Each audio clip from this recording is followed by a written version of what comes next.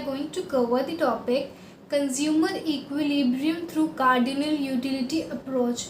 Cardinal utility approach क्या है? Cardinal utility approach वो अप्रोच है जिसके थ्रू हम कंज्यूमर इक्विलिब्रियम के बारे में पढ़ते हैं और इसमें हम ये अज्यूम करते हैं that utility is measurable in cardinal numbers. Okay, तो हम इस अप्रोच के थ्रू कंज्यूमर को इक्विलिब्रियम कब अटेन होती है, कैसे अटेन होती है, वो पढ़ेंगे. और यहाँ पे हम वन कमोडिटी केस पढ़ेंगे जब कंज्यूमर सिर्फ एक कमोडिटी में अपनी पूरी इनकम इन्वेस्ट कर रहा है, पूरी इनकम एक कमोडिटी को परचेज करने में लगा रहा है. तो पढ़ते हैं. A consumer will be in equilibrium when he spends his given income on the purchase of a good so as to maximize his total utility. एक कंज्यूमर इक्विलिब्रियम में कब होगा? वो इक्विलिब्रियम में तब होगा जब वो अपनी गिवन इनकम जो है, उसकी इनकम वो कमोडिटी एक गुड के परचेज में लगा रहा है ताकि वो अपनी यूटिलिटी को सेटिस्फैक्शन को मैक्सिमाइज कर सके. उसको उस कमोडिटी अपनी गिवन इनकम उस कमोडिटी में ऐसे वो इन्वेस्ट करे, ऐसे लगाए कि उसे मैक्सिमम सेटिस्फैक्शन मिले. अब मैक्सिमम सेटिस्फैक्शन कब मिलेगा? The consumer will able to maximise his utility. The consumer will able to get maximum satisfaction when he purchases that much quantity of a commodity where the marginal utility of the commodity equals its price. ठीक है, तो वो कहाँ पे उसकी utility कहाँ पे maximum होगी? वहाँ पे मैक्सिमम होगी जहाँ पे जो वो कमोडिटी परचेज कर रहा है उस कमोडिटी की मार्जिनल यूटिलिटी उस कमोडिटी की प्राइस के इक्वल होगा. ठीक, तो क्या लिख सकते हैं? Where M U is equals to the price of the commodity. M U of the commodity is equal to the price of the commodity. इसका एक्सप्लेनेशन अभी हम देखेंगे, उससे पहले इसके एजम्पशंस देखते हैं. जब हम consumer equilibrium cardinal utility approach के थ्रू देखते हैं वन कमोडिटी केस में, तो उसमें हम क्या क्या अज्यूम करते हैं वो एजम्पशंस देखते हैं पहले. तो अब बात करते हैं एजम्पशंस की. ठीक है, क्या क्या हम एज्यूम करते हैं. So the first assumption is consumer is rational. Consumer rational है, मतलब कि कंज्यूमर अपनी यूटिलिटी को मैक्सिमाइज करना चाहता है, मैक्सिमम सेटिस्फैक्शन पाना चाहता है. Second assumption is utility is measurable. Cardinal utility का मतलब ही है कि यूटिलिटी मेजरेबल है. सेकेंड एजम्पशन ये हो गया. Third is law of diminishing marginal utility operates. Law of diminishing marginal utility operate करेगा. Law of diminishing marginal utility क्या है कि अगर जैसे जैसे हम कंजम्पशन इंक्रीज कर रहे हैं, यूनिट ऑफ कंजम्पशन इंक्रीज कर रहे हैं, हमारी मार्जिनल यूटिलिटी डिक्रीज होती जाएगी. तो this is the law of diminishing marginal utility. तो ये ऑपरेट करेगा. Fourth is utility of each unit of money remains constant. Each unit of money remains constant मतलब कि पहली 10 रुपए की नोट आपको उतना ही सेटिस्फैक्शन देगी, उतनी ही यूटिलिटी देगी जितनी कि 10 रुपए की दूसरी नोट, उतनी ही 10 रुपए की तीसरी नोट. तो ईच यूनिट ऑफ मनी की जो सेटिस्फैक्शन प्रोवाइड करेगा वो कांस्टेंट रहेगा. Fifth is consumer's income is given and remains constant. Consumer income given होगी और वो कांस्टेंट रहेगी, वो चेंज नहीं करेगी. Sixth is prices of other commodities are assume to be given. हम दूसरी कमोडिटीज़ का प्राइजेस गिवन मानेंगे मतलब कि हम उनको भी कांस्टेंट ही लेंगे. हम अज्यूम करेंगे कि उनके प्राइस दिए हुए हैं, वो कांस्टेंट हैं. Seventh is taste and preference remains unchanged. जो कंज्यूमर है हमारा, उसका टेस्ट प्रेफरेंस अनचेंज रहेगा, चेंज नहीं होगा, उसका टेस्ट चेंज नहीं होगा. तो ये है हमारे 7 एग्जाम्पशंस. अब आते हैं मेन टॉपिक पे, इसके एक्सप्लेनेशन को देखते हैं. ठीक, तो हमारे पास दो चीज़ें हैं. एक है हमारे पास मनी और एक है हमारे पास उस मनी से परचेज करने के लिए कमोडिटी. और हमारे पास दो ऑप्शन है. पहला ऑप्शन, या तो हम इस मनी को सेव कर लें, ठीक है, और दूसरा ऑप्शन क्या है, या तो हम इस मनी का यूज़ करके कमोडिटी को परचेज कर लें. तो हम कौन सा ऑप्शन अडॉप्ट करेंगे? हम वैसा ऑप्शन अडॉप्ट करेंगे जहाँ पे हमारी टोटल यूटिलिटी मैक्सिमम होगी. ठीक है, वो ऑप्शन अडॉप्ट करेंगे जहाँ पे हमारी टोटल यूटिलिटी मैक्सिमम होगी। If marginal utility of the commodity is greater than marginal utility of the money, अगर कमोडिटी की marginal utility, let the commodity be x, अगर कमोडिटी की मार्जिनल यूटिलिटी हमारे मनी की मार्जिनल यूटिलिटी से ज़्यादा है, ठीक है, if marginal utility of commodity is greater than the marginal utility of money which the consumer has to purchase the commodity, a utility maximizing consumer or a rational consumer will purchase the commodity in exchange for money। अगर हमें commodity के purchase करने से ज़्यादा utility मिल रही है और money से कम यूटिलिटी मिल रही है, तो हम क्या करेंगे, हम उस मनी का यूज़ करके परचेज कर लेंगे कमोडिटी, ताकि हमारी टोटल यूटिलिटी मैक्सिमम हो जाए। और अगर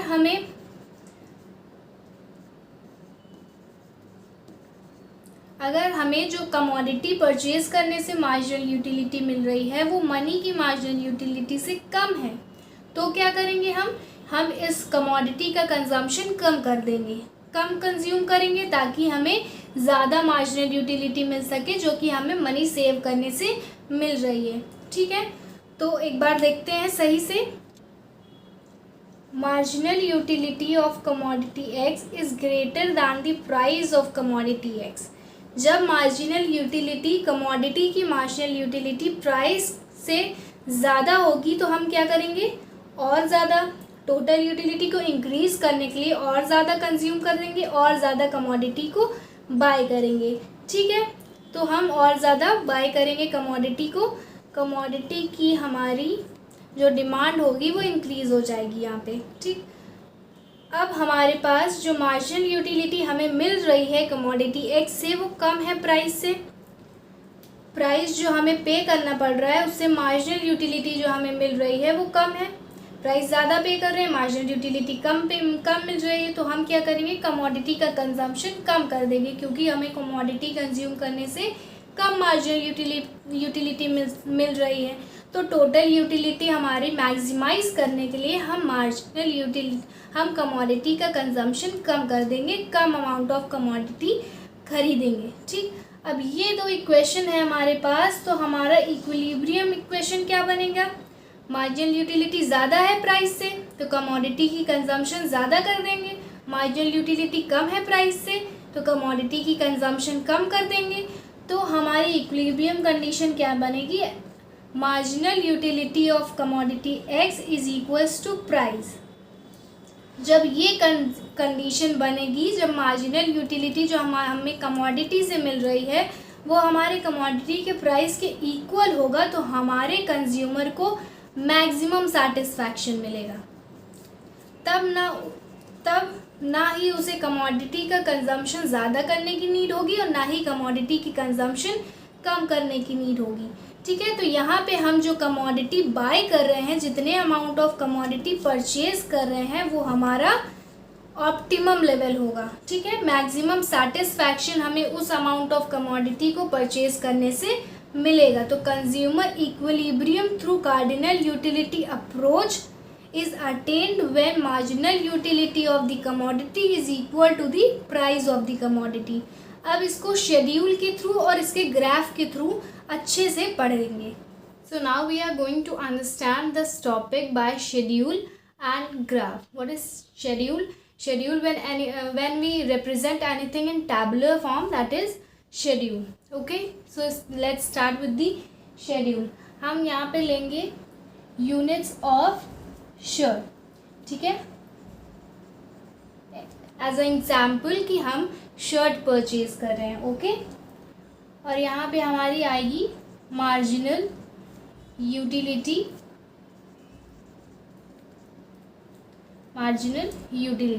ओके।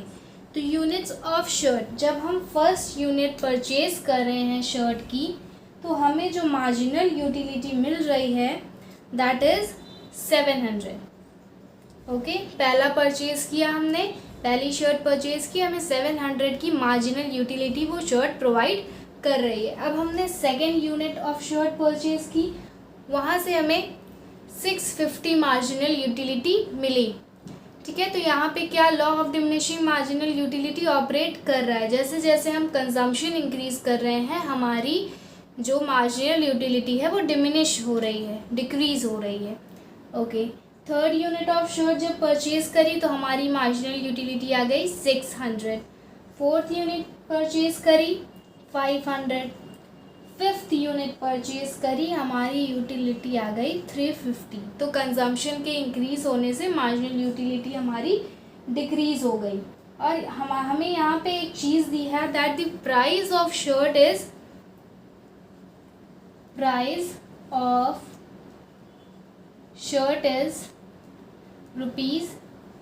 ₹600। हमारी शर्ट का प्राइस 600 है, ठीक। और हमने क्या पढ़ा है इस अप्रोच में वन कमोडिटी केस पे कि कंज्यूमर इक्विलिब्रियम कब ऑब्टेन होता है, कब अटेन होता है। Consumer equilibrium is attain when marginal utility of the commodity of shirt here is equals to the price of the commodity, price of the shirt. जब marginal utility हमारी shirt की उस शर्ट के प्राइस के equal होगी तब हमारा consumer equilibrium में होगा, उसे मैक्सिमम सेटिस्फैक्शन मिल रहा होगा। तो यहाँ पे चेक करते हैं 700 है, यहाँ पे प्राइस के इक्वल नहीं है, प्राइस से ज़्यादा है। देखिए यहाँ पे मार्जिनल यूटिलिटी जो है वो ज़्यादा है और हमारा प्राइस कम है, ठीक। प्राइस 600 है, मार्जिनल यूटिलिटी ज़्यादा है। अब हमें परचेज़ करने से यूटिलिटी ज़्यादा मिल रही है तो हम क्या करेंगे और ज़्यादा परचेज़ करेंगे टोटल यूटिलिटी इंक्रीज़ करने के लिए, ठीक है। परचेज़ इंक्रीज़ करेंगे हम, जिससे हमारी मार्जिनल यूटिलिटी कम हो जाएगी। ओके, इसके बाद हम और नीचे आएंगे, यहाँ पे 600 है, यहाँ पे marginal utility is equals to P है, तो ये हमारा इक्विलिब्रियम लेवल है। उसके नीचे आते हैं तो यहाँ क्या हो जाता है, यहाँ मार्जिनल यूटिलिटी हमारी कम हो जाती है और प्राइस ज़्यादा हो जाता है। अगर ऐसी कंडीशन आती है तो हम क्या करते हैं कि मार्जिनल यूटिलिटी कम है और प्राइस हमें ज़्यादा पे करना पड़ रहा है, तो हम क्या करेंगे उसका कंजम्पशन, उस कमोडिटी का कंजम्पशन कम कर देंगे ताकि हम टोटल यूटिलिटी मैक्सिमाइज़ कर सकें, ठीक है। कम कर देंगे तो हम फिर यहाँ पहुँच जाएंगे, यहाँ पे हमें इक्विलिब्रियम मिलेगा। और इस कंडीशन में भी क्या है, मार्जिनल यूटिलिटी ज़्यादा है प्राइस से, तो हम कमोडिटी को और बाय करेंगे ताकि हमारी टोटल यूटिलिटी इंक्रीज़ हो, ठीक है। और बाय करने से हम यहाँ पे आ जाएंगे जहाँ पे हमें इक्विलिब्रियम कंडीशन मिलेगी, कंज्यूमर्स इक्विलिब्रियम, ठीक। अब इसको हम ग्राफ के थ्रू, कर्व के थ्रू रिप्रेजेंट करेंगे।